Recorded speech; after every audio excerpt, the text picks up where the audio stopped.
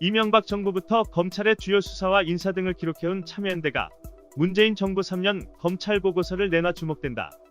300쪽 분량의 보고서로 작년 5월부터 올해 4월까지 1년 동안 진행된 검찰 수사에 대한 종합평가도 담았다. 보고서는 조국 가족 의혹이나 패스트트랙 관련 국회폭력 등 굵직한 사건 20건의 개요와 수사 경과, 담당 검사와 지휘라인, 처리 결과, 재판 결과 등을 정리했다.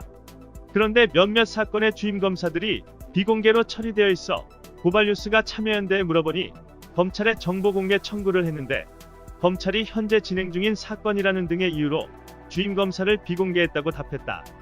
오병두 사법감시센터 실행위원은 19일 브리핑에서 검찰이 모종의 정치적 판단 아래 특정 사건에 집중하는 등 검찰 사법 단계를 넘어 검찰 정치로 나아갔다고 평가했다. 오 위원은 이 같은 검찰 정치는 현직 검사들뿐만 아니라 광범위하게 포진한 전직 검사 출신 인사들의 개입과 언론을 통한 영향력의 확장 등 검찰 네트워크가 그 통로가 되었다며 검찰개혁은 이 검찰 네트워크를 해소하는 것부터 시작해야 한다고 강조했다.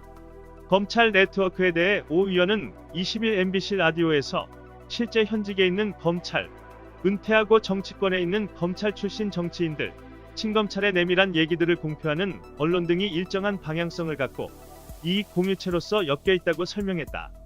전형적인 예가 채널A 기자와 검사장 간의 유착 의혹이라며 이게 검찰 네트워크가 드러난 모습이라고 말했다. 언론이 검찰 네트워크에 끼어든 이유에 대해 오 위원은 특종 등 보도에 이익들이 있는 것이라고 했다. 또 전직과 현직 검찰이 엮여 있는 이유는 전관예우라는 통로라며 현직에 있는 검찰이 왜 밖에 있는 선배들 얘기를 듣겠나라고 반문했다. 오 교수는 일정하게 인사를 통해서 오랫동안 형성된 인정 네트워크가 검찰을 떠나서도 여전히 유지되고 있는 것이라며 그 안에 있어야 승진도 보장되고 주류 세계로 갈 수 있다고 했다.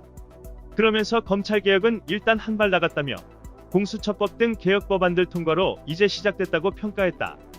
그러나 내부 인사가 제대로 개혁되지 않으면 검찰 네트워크는 그대로 살아있게 된다며 법무감찰개혁위원회가 형사 공판부 경력검사를 중심으로 인사를 내라고 권고한 이유라고 했다. 오 위원은 사건 배당을 통해 사람을 키워갈 수 있다며 특정 사람들은 끌어올리고 특정 사람들은 누르면서 줄서게 하는 것이라고 했다.